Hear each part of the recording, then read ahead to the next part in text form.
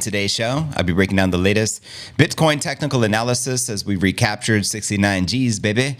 We'll also be discussing breaking news. U.S. House passes central bank digital currency anti-surveillance state act. Let's go. We'll also be discussing Marathon Digital enters renewable energy partnership with the Kenyan government. That's right. Bring it. Let's go. We'll also be discussing spot Ethereum ETF approval can send ETH to a new record high, according to the Bitwise CIO, Matt Hoogan. We'll also be discussing spot Bitcoin ETFs rake in 9 consecutive days of inflows totaling over $1.75 billion. We'll also be discussing, I feel super confident about that, says Jack Mallers, the Strike CEO. He says Bitcoin will explode by up to 1,357% this cycle. I'll be breaking down his timeline. We'll also be taking a look at the overall crypto market. All this, plus so much more, in today's show.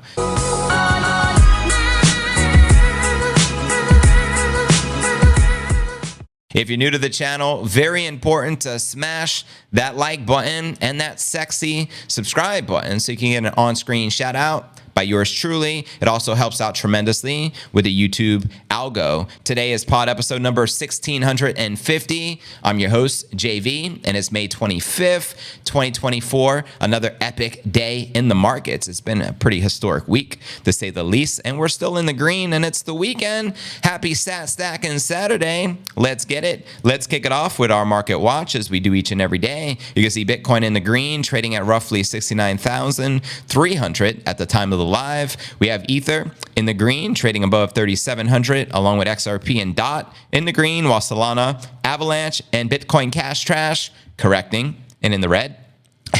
And checking out coinmarketcap.com, we're sitting at a 2.57 trillion market cap with roughly 65 billion worth of volume for the past 24 hours. We had a Bitcoin dominance at 53% even, and the Ether dominance at 17.5%. And checking out the top 100 crypto gainers for the past 24 hours, we have Core up 26%, Chili's up 18%, and Athena up 8%. Below that, Aave, the infamous Pepe, and Uniswap. Now let me know which particular alts you guys are most bullish on for this particular bull. Holla at your boy. And checking out the crypto bubbles to get a visual perspective on the daily. Safe to say 95% of the market in the green. I'll cheers to that. And zooming out on the monthly, I would give it a maybe 65% in the green, 35% in the red. But overall, a lot of good respective gainers in the market as the markets continue to pump. And checking out the crypto greed and fear index, we're back at a 76.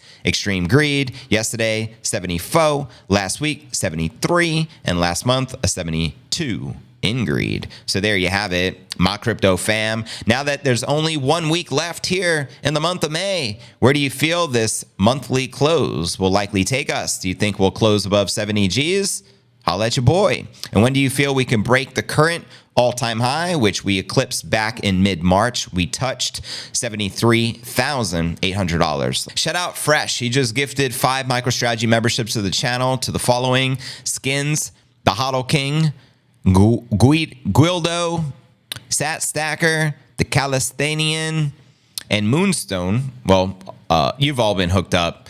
So congratulations on becoming members of the channel, and please show Fresh some love for hooking it up. That's very kind of you, Fresh. We respect and appreciate your kindness. Let's dive into a little Bitcoin technical analysis, aka astrology for the broskies, and let's discuss what's popping right now in the markets. Headline reads, spot Bitcoin ETF inflows equal March record as the Bitcoin price heads to 69 G's, baby. That's right. Spot Bitcoin ETFs had some hard times at the end of April, and especially May 1st, but the trend changed now with 10 consecutive days of positive flows. Let's go. This comes as the Bitcoin price went on a roller coaster propelled by the news surrounding the Ethereum ETFs, but the asset is now sitting above 69,200 at the time of the live stream. The crypto industry saw a massive milestone in January when the US SEC finally greenlit nearly a dozen of the Bitcoin ETFs. That was on January 11th. They officially went live. The effects were immediate as these products started attracting billions of dollars in the first few months. Then came April, though, when the trend changed and there were numerous days in the red. Then May 1st was the most painful in terms of outflows, as the total amount withdrawn on that date was north of 560 million. The tides have turned once again in the following weeks, especially after the favorable data from the US CPI numbers from April. In fact, May 10th was the last date when the largest ETFs saw negative numbers. The financial products have been on an impressive streak since then, equaling the 10 consecutive day record from March of inflows. May 15th and the 21st saw inflows of more than 300 million, while May 24th's numbers exceeded 250 million. So yesterday we had another $250 million, family. BlackRock's IBIT leads the pack once again in terms of inflows and has attracted over 16,000, or I guess this ain't right. This means 16 billion worth of Bitcoin. Grayscale is still the leader with 20 billion, according to So Value, but the outflows there suggest BlackRock will surpass it in the near future. Now, I heard BlackRock has an unprecedented amount of Bitcoin, meaning they are now the largest holder of Bitcoin in the world, and they just started stacking on January 11th. Let that sink in. Overall, the total inflows in all the ETFs are close to 13.7 billion. Meanwhile, Ethereum fans also saw some positive developments this week as the SEC has officially greenlit 8 of the spot Ether ETFs. And we saw a surge a few days before the green light was officially announced by the SEC, with Ethereum soaring ultimately 20%, which is something we haven't seen in years for the Ethereum market. But there you have it. Crypto La Familia. But anyways, let's continue. We got a lot to share for you today in the markets. Let's discuss this big anti-CBDC bill, which was passed. But first, we got to give credit where credit is due, because Tom Emmer, congressman, this dude is on fire.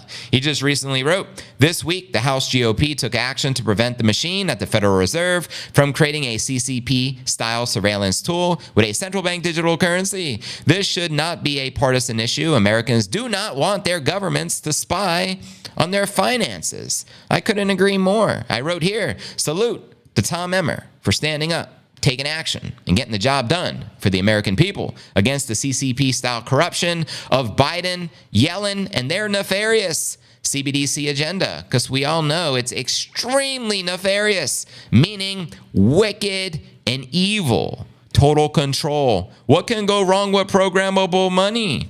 Just saying. So yeah, respect to Tom Emmer. He also made another tweet I'm going to basically share out loud and respond to. Secretary Yellen is being dishonest when she says the Biden administration hasn't taken a position on the central bank digital currencies. This administration has made clear they're willing to trade the Americans' right to financial privacy for a surveillance-style CBDC. That's right. This lady, Miss Yellen, will lie straight to your face. I love the fact he calls her out and just says she is being dishonest. That's why I retweeted, Yellen is dishonest. In fact, I'm thinking about making a song.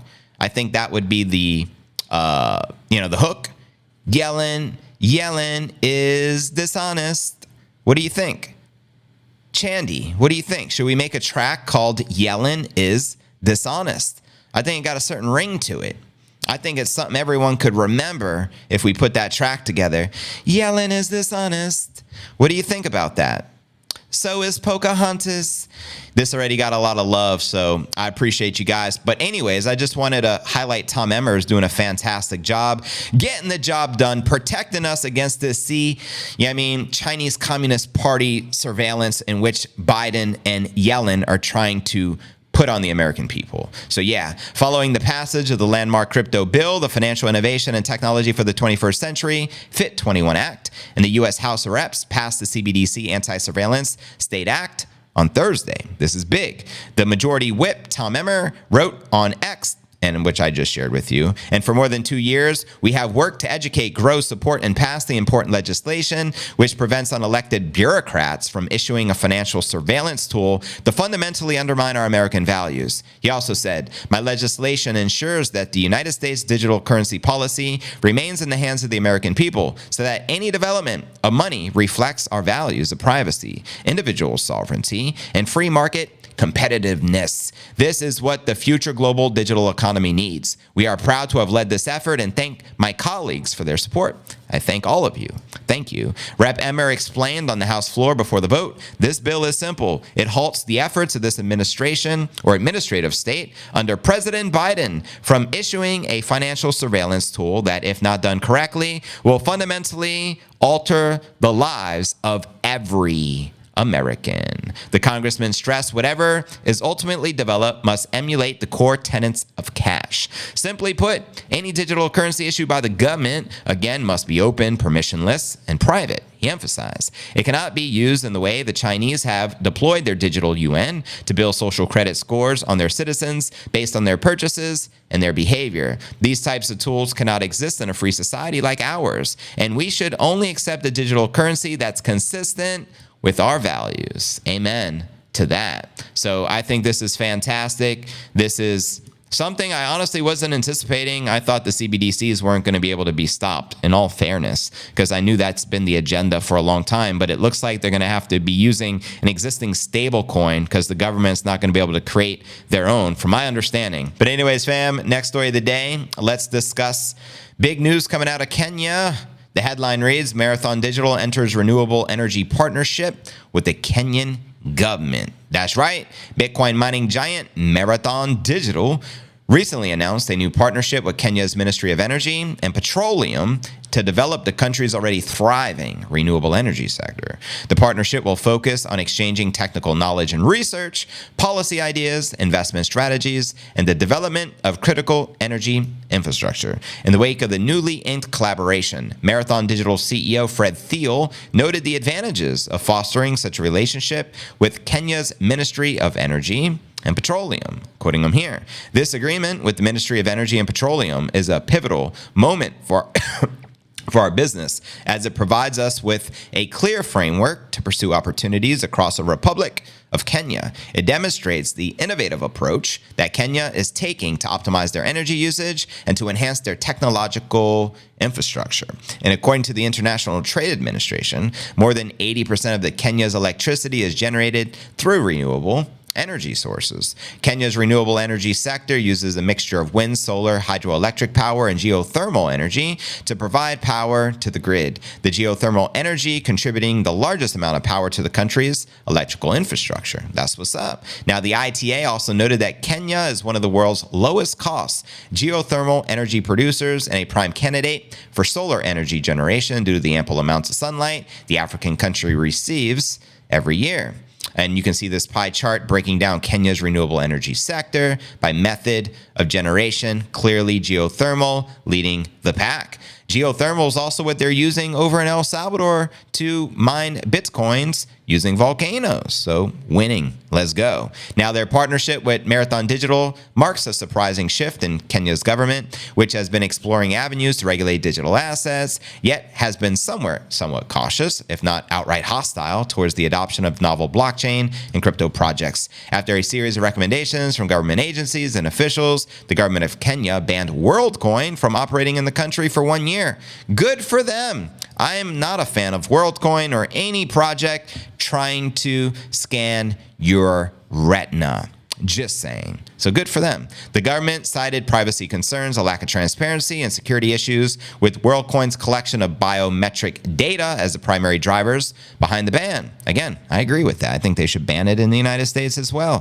WorldCoin may be able to resume operations in Kenya after the 1-year ban has been lifted, but must reapply and gain regulatory approval from Kenya's Capital Market Authority before offering its services in the country again. Additionally, the project must complete a data protection impact assessment, a state-administrated data security workshop before restarting its operations in Kenya. And speaking of mining Bitcoin using cheap energy sources, we also have Russian miners have also joined forces. I've shared this on the podcast a few weeks back with Ethiopia. They're looking to create an Ethiopia mining hub. So Russia is getting into the mining business. Everyone seems to be getting in the mining business. I think the highest and best use case of energy is mining Bitcoin, especially when using renewable energy and geothermal and sources of such. Ashley, thank you. Just gifted 5 memberships to the channel. Congratulations, Pink Panther, Michael K, Jerome Smith, Phil C, Matt Baker, You've all been hooked up with the MicroStrategy membership of the channel. On behalf of Ashley, that's very kind of you, Ashley. Thank you. Respect. But I still got a lot to share. So next story of the day, eh? Here we go. Let's discuss the latest with the Ethereum ETFs. Keep the comments flowing, family. This is a live and interactive show. Spread the word. Shout out to the Rumble fam as well. We're also streaming live on Twitch. Anyways, here's our next story of the day. Spot Ethereum ETF approval can send ETH to a new record high, according to the Bitwise CIO. Matt Hoogan, that's right. Chief Investment Officer of crypto fund manager Bitwise, predicts new all-time highs for Ether if spot ETF funds are ultimately approved. And guess what? They're ultimately approved. Earlier in the week, the US SEC approved the rule change that set the stage for potential green lighting of the spot market ETFs. In a new interview with the Bankless Pod, Matt predicts investor inflows into ETH ETFs would total billions of dollars and drive ETH beyond its all-time high of about 4,900, which it hit back in November of 2021. In fact, we just almost eclipsed 4,000 off the back of the news of the green light.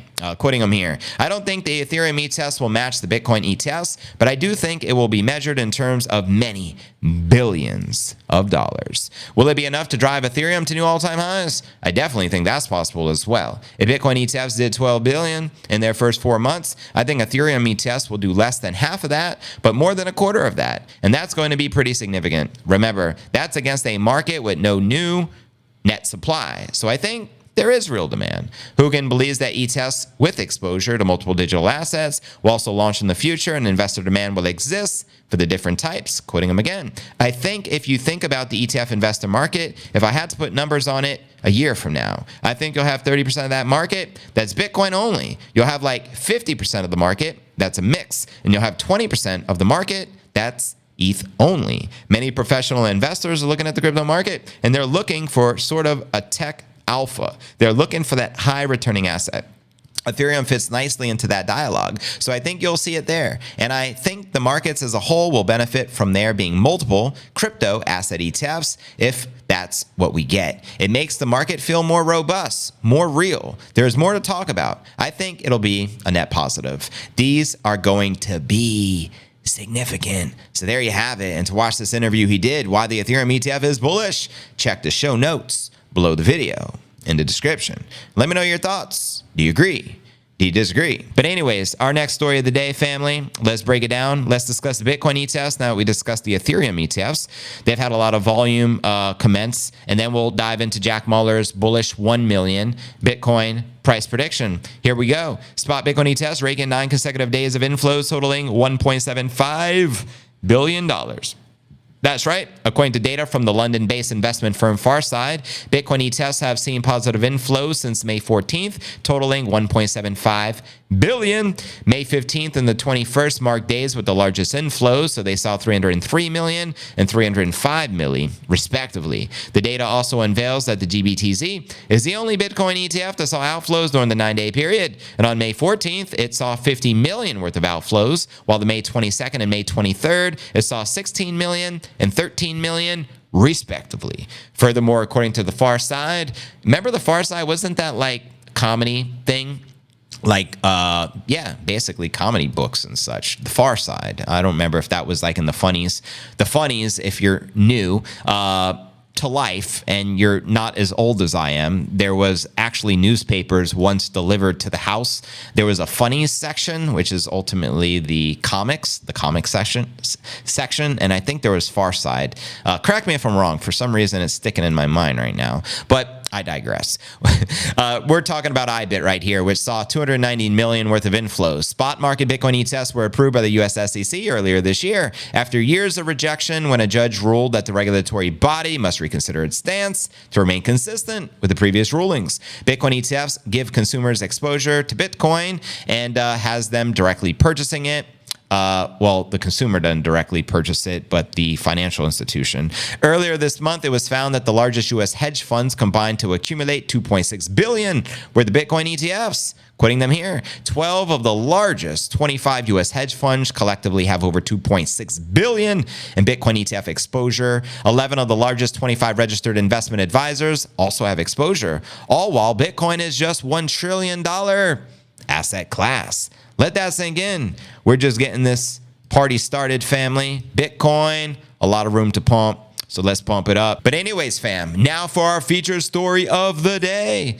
Jack Mallers, the Strike CEO, says, I feel super confident about Bitcoin exploding up to 1,357% this cycle. In fact, he just made this bullish price prediction recently on Pumpliano's podcast. So shout out to Anthony Pumpliano, and let's pump this mofo up. So yeah, here's the latest from Jack Mallers. The CEO of Bitcoin wallet and payments app Strike, Mr. Jack Mallers, is predicting that Bitcoin could hit the seven-figure price this cycle.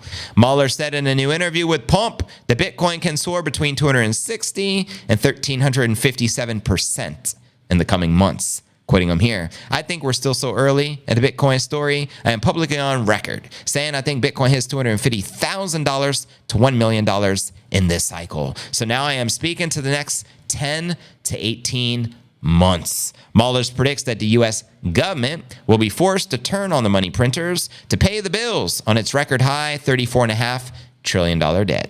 Mahler says that the ensuing currency debasement will provide the catalyst needed to send the Bitcoin soaring to its astronomical price target. Quoting the fearless leader right here, I think people would be willing to pay $250,000 for a Bitcoin based on the mess that I mean, there is a massive hole and there is a loss that has to be realized. That loss is going to come through debasing the currency. Asset prices are going to go up. And what is the best asset and the best performing asset? What's the best money in human history? And so I think that has to be accurately priced. The Strike CEO also says that he feels super confident about his big price target for the King Crypto, BTC. Quoting him again, people are too fixated on the cost of capital as far as rates. They need to be more fixated on the amount of capital, which is they are still printing dollars. It doesn't matter that rates are 5.5%. It's still inflationary. And for those reasons, how am I supposed to predict the most fixed asset in the history of mankind against the biggest effed up problem that the central banks have ever had to try and solve? I mean, come on, 250,000 to 1 million per Bitcoin. I feel super confident about that. Very powerful, bold words from the Strike CEO. I want to know if you agree or disagree. Do you feel Bitcoin can realistically, family, hit $250,000 to $1 million in this particular cycle for this particular epoch between 2024 and where we're heading to the next halving in 2028? Holla at your boy, family, and let me know your thoughts. And I'm going to discuss this a little further as well. I personally feel we crossed that seven-figure milestone likely in the epoch of the next cycle, but I am still very open-minded that it can happen sooner than anticipated, meaning can it happen this cycle? Yeah, literally. Anything is possible. Bitcoin have no top because fiat no bottom.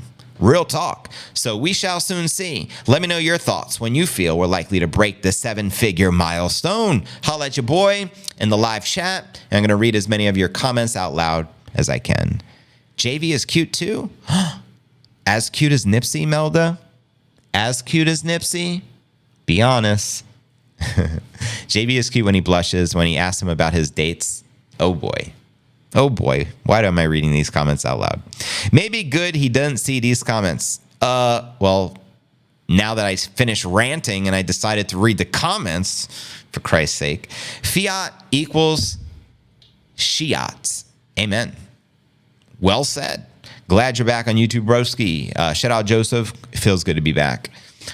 I'm glad I'm back. I say 300,000 says Crypto Made for this cycle. Sounds good to me. Stack them biddies, 300K. No diddy. Only real talk from here on out, JV. Yeah, only the real talk. 78 on Rumble. Rumble fam, make some noise. We're going to continue with the Q&A segment here for the YouTube fam. When the Q&A segment ends on YouTube, we're going to continue the stream uncensored on Rumble and Twitch, and we're still going to be premiering the new music video that Shandy produced for the new song she created called Can't Shut Down Bitcoin, Can't Cancel Bitcoin, and it's pretty lit. So I'm looking forward to premiering this with you here shortly. What up? Ersatz, 1 million Bitcoin would be nice. I need some dental work. Amen. I think Jack is being conservative. BLX weekly 350 equal to 1.11 fib. 2.8 million equals 1.236 fibs, somewhere in between before the next halving in 2028. Right on, Greg. I hope you're right, broski. Jack is a smart man. Damn straight. One of my faves. I think my 3 faves in Bitcoin: Max Kaiser, the King, the High Priest, Mike Saylor, the Giga Chad, and Jack Mullers. Those are my favorite 3. Anything they have to share on Bitcoin, I'm always a student. I'm always paying attention, always listening. People have their reasons for missing Bitcoin. 0 to 60 Gs. It's going to be very difficult to rationalize missing Bitcoin from 60 Gs to 600,000. Precisely, Molly. I'm with you on that one. Bitcoin fam, can you do your Joe Biden impersonation, please? I'd love to do it, but I'm going to do it on the uncensored version of the podcast, just giving YouTube less reason to ever accidentally terminate me ever again. Because we just got back from termination. It's day 2, for Christ's sake. And you're asking for Joe Biden impersonations on the tube. Come on now.